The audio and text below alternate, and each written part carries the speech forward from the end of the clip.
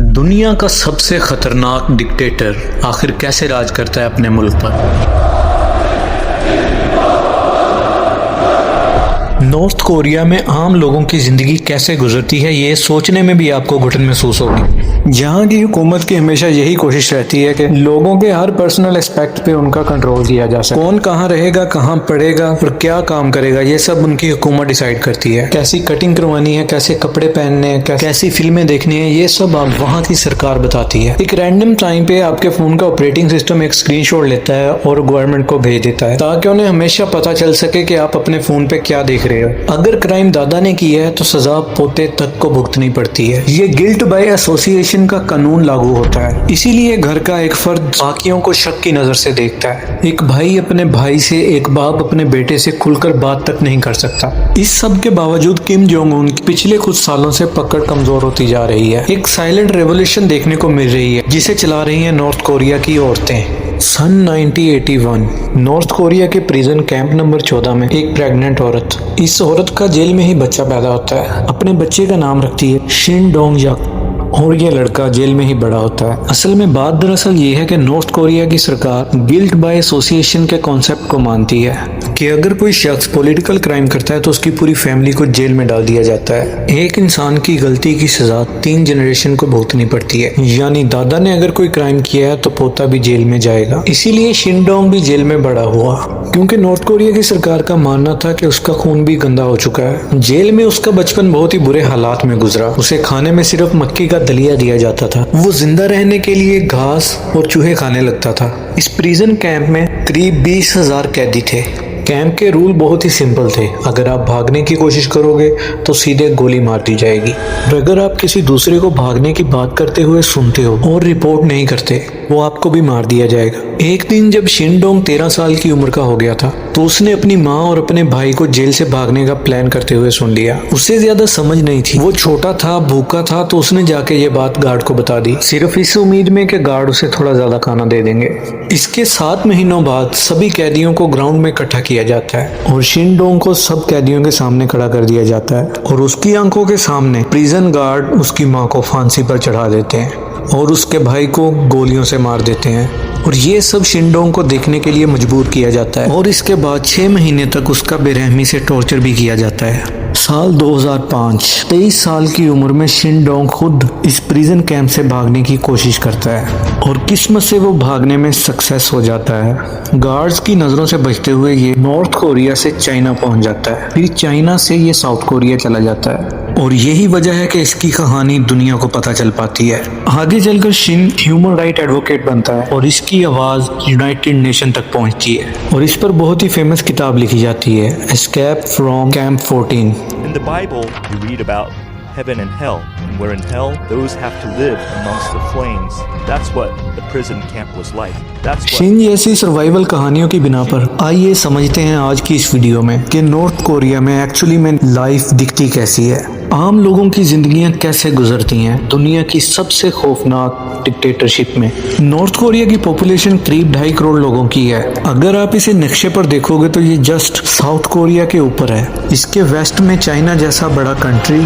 यही नक्शा अगर आप रात के टाइम सैटेलाइट इमेज के थ्रू देखोगे तो बड़ी ही अजीबोगरीब चीज आपको दिखाई देगी। चाइना और साउथ कोरिया रोशनी से जगमगाते हुए नजर आते हैं, लेकिन यहाँ बीच में सिर्फ अंधेरा ही अंधेरा दिखता है। यही है democratic Republic of Korea, DPRK। ये नॉर्थ कोरिया का ऑफिशियल नाम है और इंटरेस्टिंग बात आप देखें कि इन्होंने अपने कंट्री के नाम के अंदर ही डेमोक्रेटिक डाल रखा है। इससे आपको समझ जाना चाहिए कि अपने आप को डेमोक्रेटिक कहने से कोई डेमोक्रेटिक नहीं बन जाता। नॉर्थ कोरिया में लोग रात को पढ़ नहीं सकते, टीवी नहीं देख सकते, लोग शाम को 7 बजे ही सोने चले जाते हैं क्योंकि उन्हें अंधेरे में ही जीने की आदत हो चुकी है। सन 1995 नॉर्थ कोरिया में मेंढकों की पॉपुलेशन गायब हो रही थी, लेकिन बाद में समझ आया कि आम लोग इतने भूखे हो गए थे कि उन्होंने मेंढकों का शिकार करना शुरू कर दिया था। 1995 से 1998 के बीच में जो नॉर्थ कोरिया में कैद पड़ा वो सबसे बड़े मैन मेड कैटास्ट्रोफीज में से एक था।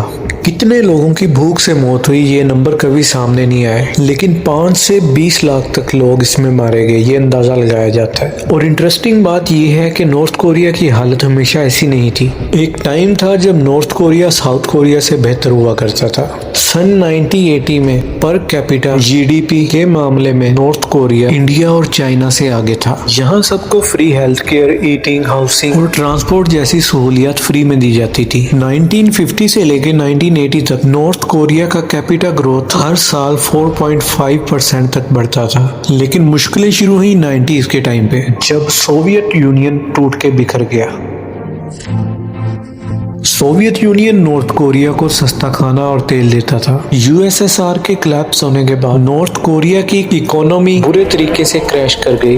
पावर स्टेशन बंद हो गए, लाइट्स चली गई और लोग भूख से मरने लगे। अमेरिका जैसी कंट्री ने नॉर्थ कोरिया की तरफ मदद का हाथ बढ़ाया, लेकिन इस कंडीशन पर कि वो अपना न्यूक्लियर प्रोग्राम बंद कर दे। लेकिन नॉर्थ कोरिया ने ऐसा किया नहीं और अमेरिका और बाकी सारी कंट्रीज ने इसे आइसोलेट कर दिया। 1995 नॉर्थ कोरिया में भयानक फ्लड आया, लेकिन नॉर्थ कोरिया के पास ना ही कैश था और ना ही क्रेडिट, और साथ ही साथ इनमें इतनी ह्यूमैनिटी भी नहीं थी कि ये अपने लोगों की जान बचाने के लिए कॉम्प्रोमाइज कर सके। साल दर साल नॉर्थ कोरिया की हालत बद से बदतर होती गई और नॉर्थ कोरिया की हुकूमत सारा टाइम इसे कवर अप करने में लगा रही थी। इनकी कैपिटल सिटी है प्योंगयांग। यहाँ इन्होंने स्टेबल सोशलाइजेशन मॉडल बताने के लिए इन्होंने सारे भूखे और होमलेस लोगों को गायब कर दिया शहर से। यहाँ पर मौजूद पार्टी रूलिंग के लोगों को सारी सहूलियात मिलती रही, लेकिन शहर के बाहर हालत बहुत बुरी खराब थी। रूरल एरियाज में लोग भूख से मरते रहे। एंड्रयू अपनी किताब दी नॉर्थ कोरियन फैमिन में बताते हैं कि नॉर्थ कोरिया की फैमिलीज ने खुद सरवाइव करने के लिए अपनी फैमिली के बुजुर्ग लोगों को भूख से मरने दिया, ताकि यंग फैमिली मेंबर्स को खाना मिल सके और वो जिंदा रह सके।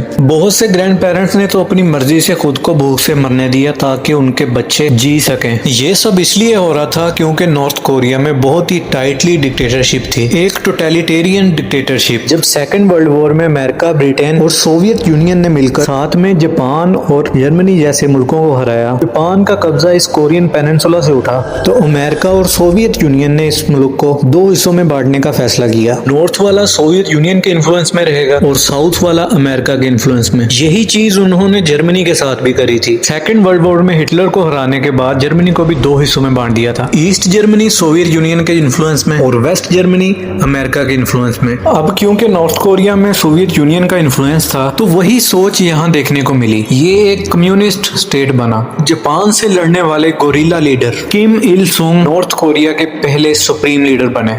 उस एक दिन से लेकर आज तक इस एक फैमिली का राज रहा है पूरे मुल्क पर। आज किम इल सुंग के पोते किम जोंग सुप्रीम लीडर हैं नॉर्थ कोरिया के। मुल्क को कम्युनिस्ट डिक्टेटरशिप कहना भी सही नहीं है, क्योंकि सही मानों में ये है तो एक फैमिली की डिक्टेटरशिप। यहाँ की गवर्नमेंट जो भी यहाँ पे करती है वो सिर्फ इस फैमिली की हुकूमत को बरकरार रखने के लिए करती है। हुकूमत की हमेशा कोशिश रहती है हर तरह से लोगों के पर्सनल एस्पेक्ट पे कंट्रोल करने की। कौन कहाँ रहेगा, कहाँ काम करेगा, कहाँ पढ़ेगा, ये सब हुकूमत डिसाइड करती है। इसके अलावा लोग टीवी पर क्या देखते हैं, इंटरनेट पर क्या देखने को मिलता है, लोग कहाँ ट्रैवल करते हैं, लोग कैसा हेयर स्टाइल रखते हैं, ये सब यहाँ की गवर्नमेंट कंट्रोल करती है। स्कूल से शुरू करें तो स्कूल की पढ़ाई यहाँ पे फ्री है और हाई स्कूल पास करना लाजमी है। जो स्कूल नहीं जाता उसे सजा दी जाती है, लेकिन प्रॉब्लम यह है कि स्कूल में पढ़ाई नहीं होती। टीचर्स रिश्वत लेने के बाद ही बच्चों पे ध्यान देते हैं और इसलिए जिनके पास पैसे होते हैं वो ट्यूटर रख लेते हैं अपने बच्चों को पढ़ाने के लिए। असली में इनके स्कूल्स की हालत कैसी है वो ज्यादा ऑनलाइन मौजूद नहीं है, इसलिए आप लोग जो स्कूल देख रहे हो ये वो स्कूल है जो वहाँ की गवर्नमेंट आपको दिखाना चाहती है। इनके elite of the elite school के बाद कॉलेज में फैमिली बैकग्राउंड देखकर और रिश्वत लेकर एडमिशन होता है। कॉलेज के बाद सभी लड़कों को मिलिट्री में कंपलसरी सर्विस करनी पड़ती है, जो कि 10 साल तक की हो सकती है। पॉलिटिकल सिस्टम देखा जाए तो डिक्टेटरशिप होने के बावजूद भी हर 5 साल बाद पार्लियामेंट इलेक्शन होती है, लेकिन बात सिर्फ ये है कि हर सीट पर रूलिंग पार्टी का ही कैंडिडेट खड़ा हो सकता है और अगर किसी ने इसके खिलाफ वोट डाला तो उससे गद्दार माना जाएगा। अगर आप ऐसा करते हैं तो आपके घर सीक्रेट पुलिस पहुंच जाएगी और आपको पागल करार दे देगी। ये सीक्रेट पुलिस क्या है इसकी आगे वीडियो में बात करते हैं, लेकिन यही वजह है कि नॉर्थ कोरिया में जो वोटिंग परसेंटेज है वो 99.9 से भी ज्यादा का है। ऑलमोस्ट यहाँ पर हर एक इंसान वोट करता है। हुकूमत वोटिंग को अनऑफिशियली सेंसस के तौर पर देखती है, वहाँ की अवाम पे कंट्रोल रखने के लिए इसका इस्तेमाल करती है। नॉर्थ कोरिया में कौन कैसे कैसे बाल काटेगा, कैसे कपड़े पहनेगा, ये सब वहाँ की हुकूमत डिसाइड करती है। इनकी एक अप्रूव्ड हेयर स्टाइल की लिस्ट है। अभी सिर्फ मर्दों और औरतों के लिए सिर्फ 15-20 स्टाइल ही अप्रूव्ड किए गए हैं। 2017 के न्यूज आर्टिकल में मेंशन इस फोटो को देखिए, जिसमें आदमियों के 15 हेयर स्टाइल दिखाए गए हैं कि अगर आपको नॉर्थ कोरिया में अपने बाल कटवाने हैं तो इन 15 में से एक हेयर स्टाइल चुन लो। डिक्टेटर किम जोंग का जो हेयर स्टाइल है वो इस अप्रूव लिस्ट में नहीं है, क्योंकि वैसा हेयर स्टाइल रखने की इजाजत किसी को भी नहीं है। वो जैसा चश्मा पहनते हैं नॉर्थ कोरिया में, वैसा चश्मा कोई और इंसान पहन नहीं सकता। यहाँ पर लोग अपने बाल डाई नहीं कर सकते क्योंकि यहाँ डाई पर बैन है। और साथ साथ कपड़ों की भी बात की जाए तो जीन्स पर भी बैन लगा हुआ है। और यहाँ पर ब्रांडेड कपड़े पहनना भी बैन है, क्योंकि इनको वेस्टर्न कल्चर के तासुर से देखा जाता है। लड़कियों के लिए छोटी ड्रेस, टाइट ड्रेस और सन हैट पहनने पर भी पाबंदी है। उसके अलावा आपके कपड़े किसी भी वेस्टर्न कल्चर से इन्फ्लुएंस नहीं हो सकते। औरतें लिपस्टिक नहीं लगा सकती और मेकअप को भी वेस्टर्न कल्चर इन्फ्लुएंस के तौर पर समझा जाता है, इसीलिए बहुत कम करने की इजाजत है। इतने सारे रूल सुनकर आपको तो यही लगेगा कि इतने सारे रूल्स पर इम्प्लीमेंट कौन करेगा। तो इसके लिए नॉर्थ कोरिया में है फैशन पुलिस। ये कोई मजाक नहीं है। अगर किसी ने भी इनमें से कोई रूल तोड़ा तो उसको फैशन पुलिस का सामना करना पड़ेगा। ये फैशन पुलिस के लोग आम जगहों पर घूमते रहते हैं छुप छुप कर। जो भी रूल्स के खिलाफ कपड़े पहनता नजर आता है उनके कपड़ों को काट दिया जाता है। कुछ लोगों को तो फाइन भरना पड़ता है, कुछ को तो जेल की सजा भी हो जाती है। एक इंसान की ड्रेसिंग को लेकर सरकार इतना कंट्रोल क्यों करना चाहती है? इसके पीछे की वजह यह है कि यहाँ की सरकार फैशन को कल्चर इन्वेजन के तौर पर देखती है। उनका यह मानना है कि अगर वेस्टर्न लाइफस्टाइल अगर इनके मुल्क में घुस गया तो इनके मुल्क को खतरा है। इनको डर यह है कि अगर इनके लोग गैर मुल्की चीजें पसंद करने लगे तो इनके मुल्क को पसंद नहीं करेंगे। नॉर्थ कोरिया की सरकार ऐसे मुद्दों पर इतनी ज्यादा सीरियस है कि उन्होंने एक हेयर स्टाइल को लेके वेब सीरीज तक बना डाली, let's trim our hair in according with socialist lifestyle. इस प्रोपेगेंडा सीरीज में यह बताया गया कि लंबे बाल रखना अनहेल्दी होता है और लंबे बाल रखने से इंसान कम अकल हो जाता है। नॉर्थ कोरिया में नए प्रोडक्ट की डेवलपमेंट ना के बराबर है और बाकी भी किसी सेक्टर में प्रोग्रेस की रिपोर्ट ना के बराबर है। अब आते हैं यहाँ के ट्रैवल सिचुएशन पे। नॉर्थ कोरिया में लोगों को एक शहर से दूसरे शहर जाने के लिए भी परमिशन लेनी पड़ती है, वजह बतानी पड़ती है कि वो क्यों जा रहे हैं। ये तो बात हुई डोमेस्टिक ट्रैवल की, लेकिन अगर कोई इंटरनेशनल ट्रैवल करना चाहे, बाहर घूमने जाना चाहे, तो उस पर और भी ज्यादा स्ट्रिक्ट बैन लगा हुआ है। कोई भी हुकूमत की मर्जी के बिना मुल्क से बाहर नहीं जा सकता और बिना परमिशन के बाहर जाने को गद्दार करार दिया जाएगा। अगर कोई ऐसा करता है तो उसकी पूरी फैमिली को फोर्स लेबर, टॉर्चर और यहाँ तक कि उम्र कैद का सामना करना पड़ता है। शिनडोंग की कहानी मैंने आपको शुरू में बताई थी। जानते हैं उसकी फैमिली क्यों बंद थी प्रिजन कैंप में? क्योंकि शिनडोंग के एक अंकल साउथ कोरिया भाग गए थे, जिसकी सजा के लिए उसकी पूरी फैमिली को जेल में डाल रखा था प्रिजन कैंप में। इस बात पर भी इनकी सरकार इतनी सीरियस है कि कोविड के बाद से बॉर्डर पर तैनात फौजियों को ये इजाजत है, कोई भी अगर मुल्क में एंटर करता है या एग्जिट करने की कोशिश करता है तो उसे गोली मारने का ऑर्डर है। इस ऑर्डर के बाद 14 लोगों की गोली मारकर जान ले ली गई। इतने खतरे के बावजूद भी लोग यहाँ से भागने की कोशिश करते रहते हैं। ज्यादातर लोग भागकर चीन की तरफ जाते हैं क्योंकि लैंड बॉर्डर का कनेक्शन उसी तरफ आसान है। लेकिन चाइना खुद एक डिक्टेटरशिप है और चाइना की हुकूमत इन लोगों को नॉर्थ कोरिया के हवाले कर देती है। 2023 की इस खबर को देखिए, जहां 500 लोगों को चीन ने जबरदस्ती नॉर्थ कोरिया वापस भेज दिया। एंटरटेनमेंट की बात की जाए तो नॉर्थ कोरिया में कोई भी फॉरेन मूवी रिलीज नहीं होती। यहाँ टीवी और रेडियोज पर सरकारी चैनल्स ही आते हैं जिस पर उनकी सरकार का प्रोपेगेंडा भर भर कर दिखाया जाता है। The morning broadcast begins with the national anthem and tributes to North Korea's former rulers. There are cartoons, news programs praising the regime, and of course, the star of the show. Kim Jong-un is presented as a god, provoking fan frenzies reminiscent of Taylor Swift, a man of the people, even braving floodwaters, narrowly dodging tree branches to rescue his citizens. Movies देखने को भी सख्त जुराइम माना जाता है। 2022 की इस खबर को ही देखिए। एक साउथ कोरिया ड्रामा देखने और डिस्ट्रीब्यूट करने के लिए 2 टीनेजर्स को 12 साल की हार्ड लेबर की सजा सुनाई गई। इमेजिन करके देखिए, एक बच्चा साउथ कोरियन ड्रामा देखना चाहता है और उसे उसकी 12 साल की सजा हो जाती है। 2024 की इस खबर को ही देखिए, जहां पे साउथ कोरियन ड्रामा देखने के लिए एक नौजवान को सरेआम गोली मारकर कत्ल कर दिया गया। इस सब के बावजूद मुल्क भर में एंटरटेनमेंट की इतनी कमी है कि लोग छुप छुप कर कोरियन ड्रामाज और मूवीज की स्मगलिंग करते हैं। यहाँ की ब्लैक मार्केट में आपको साउथ कोरियन फिल्में मिल जाएंगी। पहले क्या होता था, इनकी डीवीडीज मिलती थी तो लोग लोग पुराने चाइनीज डीवीडी प्लेयर खरीदकर ये शोज देखते थे अपने घर में। इनको पकड़ने के लिए सरकारी अथॉरिटीज रैंडमली बिजली काट देते थे। लाइट बंद करने का मकसद ये था कि लाइट जाने सीडी डीवीडी डीवीडी प्लेयर के अंदर ही फंस जाएगी। इसी दौरान अंधेरे में लोगों के घरों में घुसते थे और जबरदस्ती डीवीडी प्लेयर खोल के देखते थे कि कौन सी डीवीडी लगी हुई है। टाइम के साथ साथ लोगों ने यूएसबी स्टिक्स का इस्तेमाल करना शुरू कर दिया और इन्हें छुपाना ज्यादा आसान होता है। Even though North Koreans lack internet connections, they can watch smuggled movies and TV shows on their computers or on Chinese video players with USB ports like these called Notels. ये गैर मुल्की मूवीज और shows देखने के लिए लोग अपने घर की लाइट्स और खिड़कियां बंद कर देखते हैं ताकि पड़ोसियों को भी खबर ना हो कि वो क्या कर रहे हैं। इंटरनेट की भी बात करी जाए तो इंटरनेट भी बहुत ही लिमिटेड है नॉर्थ कोरिया में और उसे भी इस्तेमाल करने के लिए परमिशन लेनी पड़ती है और परमिशन लेने के बाद भी लाइब्रेरियन दो लोगों के बीच में बैठा रहता है, नजर रखता है कि आप क्या सर्च कर रहे हो इंटरनेट पे। हर 5 मिनट बाद कंप्यूटर सिस्टम फ्रीज हो जाता है और आगे कंटिन्यू करने के लिए लाइब्रेरियन को अपना फिंगरप्रिंट लगाना पड़ता है। एक आदमी दिन में सिर्फ 1 घंटा ही इंटरनेट इस्तेमाल कर सकता है और अगर इससे ज्यादा टाइम चाहिए तो गवर्नमेंट से परमिशन लेनी पड़ती है। आम लोगों के लिए नॉर्थ कोरिया की हुकूमत ने अपना खुद का इंटरनेट बना रखा है। आप इसे इंट्रानेट कह सकते हैं। लोग अपने कंप्यूटर्स और फोन पे ये इंट्रानेट चलाते हैं जो कि फुली तौर पर कंट्रोल्ड है। कौन कौन सी वेबसाइट इस इंटरनेट पे मौजूद है ये भी वहाँ की सरकार ने चुन चुन कर बनाई है। इसके अलावा ये इतना महंगा है कि ज्यादातर लोग इसे अफोर्ड ही कर नहीं पाते। नॉर्थ कोरिया में किसी भी किस्म का सोशल मीडिया एग्जिस्ट ही नहीं करता। यहाँ तक कि फेसबुक और नेटफ्लिक्स का क्लोन बनाने की कोशिश की गई थी लेकिन कामयाब नहीं हुई। जो स्मार्टफोन्स नॉर्थ कोरिया में मिलते हैं उन्हें बड़े ही खतरनाक तरीके से सेंसर किया जाता है। उन फोन के जरिए आप इंटरनेशनल कॉल नहीं कर सकते। एक रैंडम टाइम पे फोन का ऑपरेटिंग सिस्टम एक स्क्रीनशॉट लेता है और सरकार को भेज देता है ताकि सरकार देख सके कि एग्जैक्टली आप अपने फोन पे क्या देख रहे हो।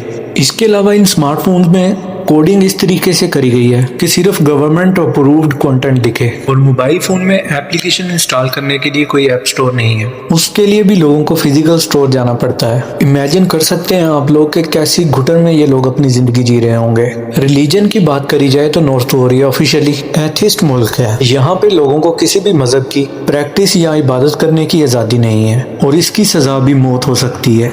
क्रिश्चियंस को, ईसाइयों को यहाँ पे खास तौर पर निशाना बनाया जाता है क्योंकि उन्हें अमेरिका से जोड़कर देखा जाता है। प्रिजन कैंप में हजारों क्रिश्चियन बंद हैं जिन्हें टॉर्चर किया जाता है। 2009 में री ह्यून नाम की खातून को बाइबल बांटने पर गोली मार दी गई थी और उसके हस्बैंड और 3 बच्चों को पॉलिटिकल प्रिजन कैंप में भेज दिया गया था। बॉलीवुड मूवी का एक बहुत ही फेमस डायलॉग मुझे याद आया, उनका धर्म कभी मत छीनना। अगर तुम लोगों से उनका धर्म छीनोगे तो वो तुम्हें अपना धर्म बना ले।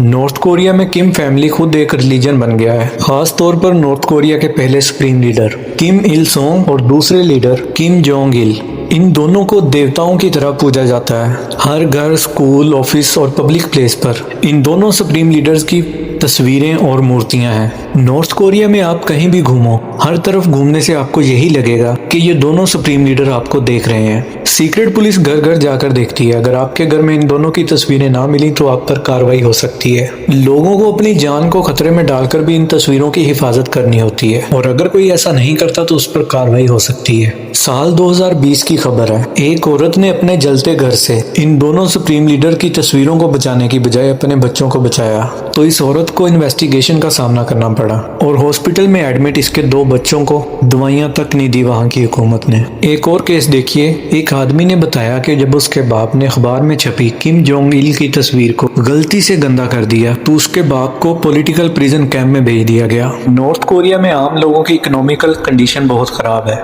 मुल्क भर की 69% की आबादी इतनी गरीब है 2 वक्त की रोटी, पानी, एजुकेशन और हॉस्पिटल जैसे बेसिक जरूरियात को पूरा करने के लिए भी पैसे नहीं होते। ज्यादातर घरों में फ्रिज, वॉशिंग मशीन और साइकिल जैसी रोजमर्रा में इस्तेमाल होने वाली चीजें भी नहीं है। की बड़ी वजह यह भी है कि मुल्क भर के मर्द सिर्फ गवर्नमेंट असाइंड जॉब ही करते हैं। इनको साल 1990 से पहले के रेट के हिसाब से सैलरी मिलती है और वो इतनी तनख्वाह होती है कि आप भी जानकर हैरान हो जाएंगे, जो कि पर मंथ 7 से 9 किलो मकई के रेट के हिसाब से है। ये अपनी 1 मंथ की सैलरी से 7 से 9 किलो कॉर्न तक खरीद सकते हैं। साल 2014 में नॉर्थ कोरिया छोड़ चुके एक डॉक्टर ने बताया कि डॉक्टर्स को सिर्फ 3500 वॉन सैलरी मिलती है जिससे 1 किलो चावल भी नहीं आता। नॉर्थ कोरिया में मर्दों की कमाई इतनी कम है कि ज्यादातर नॉर्थ कोरिया में घर औरतों औरतों की कमाई से चलता है। जिन औरतों की शादी हो चुकी या उन औरतों को गवर्नमेंट असाइन जॉब करने के लिए फोर्स नहीं किया जाता और वो लोकल मार्केट में काम करके पैसे कमाती हैं। लोकल मार्केट को यहाँ नाम दिया जाता है जांग मडांग का। घर की आमदनी में 70% आमदनी औरतों की होती है। 1990s के बाद जब हुकूमत लोगों को खाना नहीं दे पा रही थी तो लोगों ने ये चीजें अपने हाथ में ली और खुद कमाई करने के जुगाड़ लगाने लगे। जगह जगह लोकल मार्केट पैदा होने लगी। लोग यहाँ आकर अपनी चीजें बेचने लगे और कमाई से अपना घर चलाने लगे। मतलब जिससे जिस तरह का जुगाड़ हो रहा था अपना पेट भरने के लिए और जिंदा रहने के लिए वो कर रहा था। धीरे धीरे इन मार्केट्स ने अपने पैर जमा लिए और अब यहाँ फूड से लेके ड्रग्स तक और साउथ कोरिया की फिल्मों की यूएसबी तक मिलती है। ये सब इलीगल चीजें मार्केट में ब्लैक में मिलती हैं। यही मार्केट जिसे जांग मडांग कहा जाता है ज्यादातर हाउस होल्ड इनकम का सोर्स है। क्योंकि फैमिली के ज्यादातर मर्द गवर्नमेंट असाइन जॉब में बिजी होते हैं तो मोस्टली औरतों की वजह से ये मार्केट चलती है। इन्हीं मार्केट की वजह से बाहर से इंफॉर्मेशन आती है और लोगों को गैर मुल्कों के बारे में बताया जाता है, जिससे लोगों को पता चलता है बाहर के मुल्कों में कितनी आजादी है, कि बाकी सारी दुनिया कितनी आजादी में है। और वक्त के साथ साथ लोग डिसइल्यूजन होते जा रहे हैं अपने मुल्क नॉर्थ कोरिया के साथ। सभी लोगों की पॉलिटिकल हैसियत के हिसाब से नॉर्थ कोरिया 3 हिस्सों में बट गया है। सबसे पहली कोर क्लास यानी वफादार लोग, दूसरी वेवरिंग यानी जो लोग शक के दायरे में आते हैं, और तीसरी होस्टाइल क्लास जिसे सीधा सरकार का दुश्मन माना जाता है। यूनाइटेड नेशन के इस डॉक्यूमेंट में देखिए इसे सोंगबुन सिस्टम कहा जाता है। कौन कहाँ रहेगा, क्या काम करेगा, सरकार कितना खाना देगी, हेल्थ केयर और एजुकेशन की सर्विस, ये सब चीजें किन लोगों को मिलेंगी ये सब सोंगबुन तय करेगा। नॉर्थ कोरिया में शादी तक सोंगबुन देखकर होती है। एग्जाम्पल के तौर पर इनकी जो स्टेट है प्योंगयांग, ज्यादातर पैसा और रिसोर्सेज वहाँ की हुकूमत इसी स्टेट पे करती है ताकि बढ़ा चढ़ा कर दिखाया जा सके। वहाँ पर रहने वाले ज्यादातर लोग यूजुअली कोर क्लास के होते हैं। होस्टाइल क्लास के लोगों को इस शहर से 50 किलोमीटर के दायरे में रहने की इजाजत नहीं है। हुकूमत को जिन लोगों पर शक होता है वो उन्हीं लोगों के फैमिली मेंबर्स का इस्तेमाल करते हैं उन पर नजर रखने के लिए। होस्टाइल क्लास के लोगों की एक दूसरे से जासूसी करवाई जाती है। इसी वजह से वहाँ के फैमिली मेंबर एक दूसरे से खुलकर बात नहीं कर पाते क्योंकि उन्हें पता नहीं है कौन जासूसी कर रहा है। ऐसा ही एक वाकया है कि एक औरत को 10 साल के लिए पॉलिटिकल प्रिजन कैंप में भेज दिया गया क्योंकि उसकी बहू ने गार्ड को बता दिया कि वो औरत अपने बेटे के साथ भागने की प्लानिंग कर रही है। फैमिली का कोई भी मेंबर कोई भी पॉलिटिकल क्राइम करने की कोशिश करता है तो पूरी की पूरी फैमिली की क्लास को घटा दिया जाता है। नॉर्थ कोरिया के लोगों की एक और बड़ी प्रॉब्लम है फोर्स्ड लेबर, एक तरह से मॉडर्न डे स्लेवरी। कंस्ट्रक्शन, खेतों, खदानों, यहाँ तक के फैक्ट्री तक फोर्स लेबर के जरिए जबरदस्ती 12 से 18 घंटे तक काम करवाया जाता है। हालत इतनी ज्यादा खराब है कि नॉर्थ कोरिया की पूरी इकोनॉमी इस फोर्स लेबर के बलबूते पर चल रही है क्योंकि जो पैसा है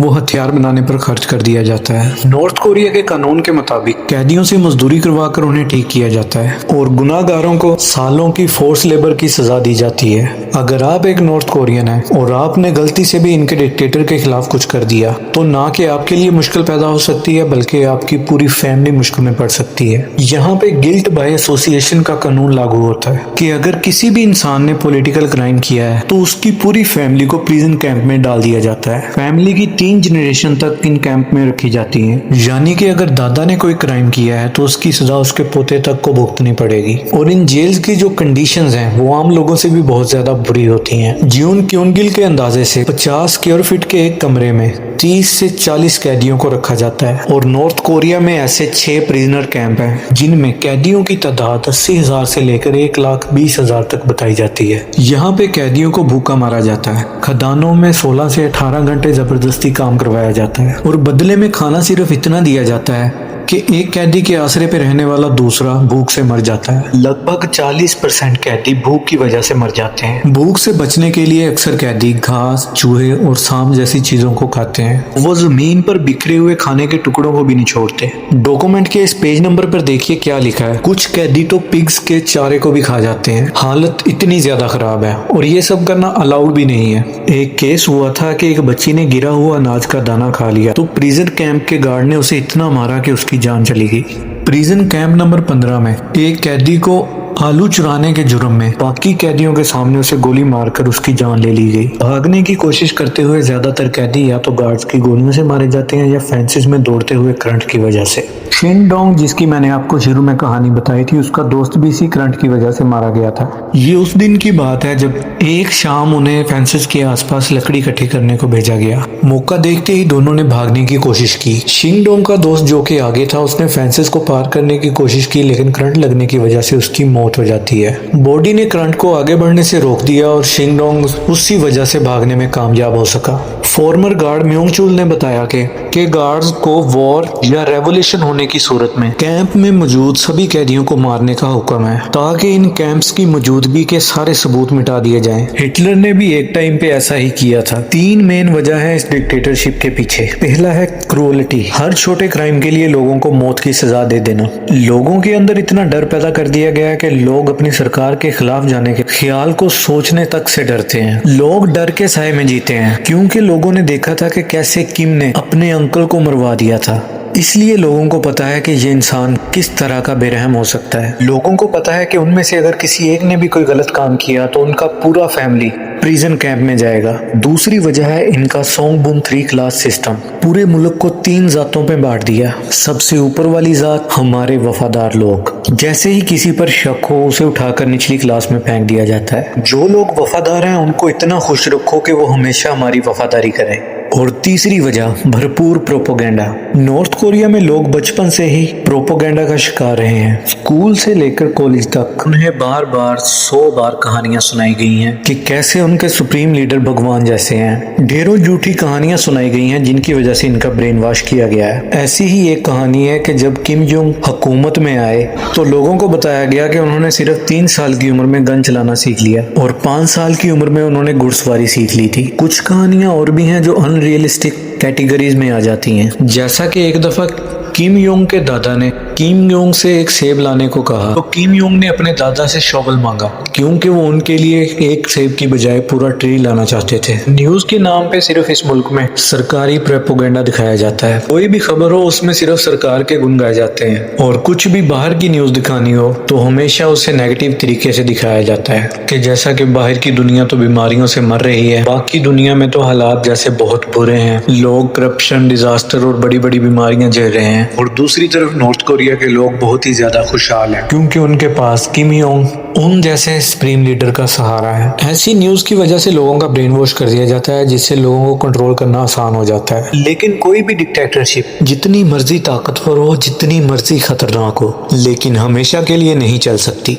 और नॉर्थ कोरिया में भी इसके आसार नजर आ रहे हैं कि कैसे किम जोंग की पकड़ कमजोर होती जा रही है। इसके पीछे सबसे बड़ी वजह है जांगमदांग का राइज, वो छोटे छोटे ब्लैक मार्केट्स जिन्हें औरतों के जरिए चलाया जा रहा है। यू जैंग जो 2010 में कोरिया छोड़कर भागी थी, उन्होंने बताया कि शुरू में सरकार इन मार्केट्स पे पाबंदी लगाना चाहती थी, लेकिन टाइम के साथ साथ ये मार्केट इतने बड़े हुए, इतनी तेजी से लोगों में बढ़ी कि हर एक नॉर्थ कोरियन ने इसमें ट्रेड करना शुरू कर दी। नॉर्थ कोरिया जैसी पावरफुल ताकत भी इन्हें रोक नहीं पाई। नॉर्थ कोरिया की हुकूमत पावरलेस फील करने लगी। साल 2009 में इन्होंने बहुत बड़ा करेंसी रिवैल्यूएशन किया, लोगों की प्राइवेट वेल्थ को खत्म करने की कोशिश की, अपना कंट्रोल और जमाने की कोशिश की, लेकिन ये इन पर भारी पड़ गया। नॉर्थ कोरिया जैसी कंट्री में भी लोगों का इतना आउटरीच देखने को मिला कि गवर्नमेंट को एक्चुअली में माफी मांगनी पड़ी और पीछे हटना पड़ा। इसके पीछे की वजह सिंपल थी, यूनिटी। इस मुद्दे पे सरकार लोगों को बांट नहीं पाई, एक दूसरे के खिलाफ जासूसी नहीं करवा पाई,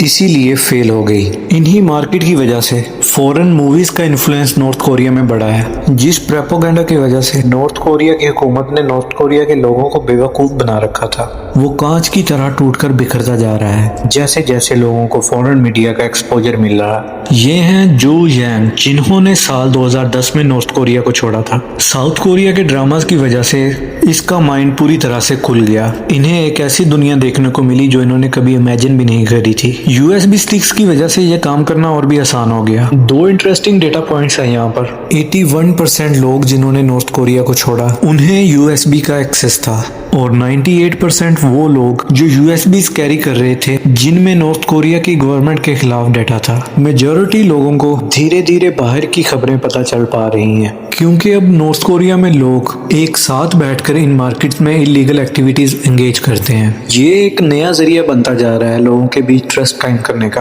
वहाँ की हुकूमत का जो जासूसी वाला सिस्टम है, फैमिली मेंबर्स का एक दूसरे पे शक करने का जो सिस्टम है, वो खत्म होता जा रहा है। शेमन हो, जिन्होंने 2013 में एस्केप किया नॉर्थ कोरिया से, कहते हैं कि हम साथ में बैठकर दोस्तों के साथ फॉरेन फिल्म्स देखते थे, और क्योंकि आपका दोस्त भी आपके साथ बैठकर फिल्में देख रहा है तो आपको पता है कि आप उस पर ट्रस्ट कर सकते हो, और यही ट्रस्ट लोगों में यूनिटी के बीज बो रहा है। एक और वजह है जिसकी वजह से किम जोंग की पकड़ कमज़ोर होती जा रही है, और वो है करप्शन। जैसा कि मैंने वीडियो के स्टार्ट में बताया था कि कैसे टीचर्स रिश्वत लेते हैं बच्चों को सिर्फ पढ़ाने के लिए।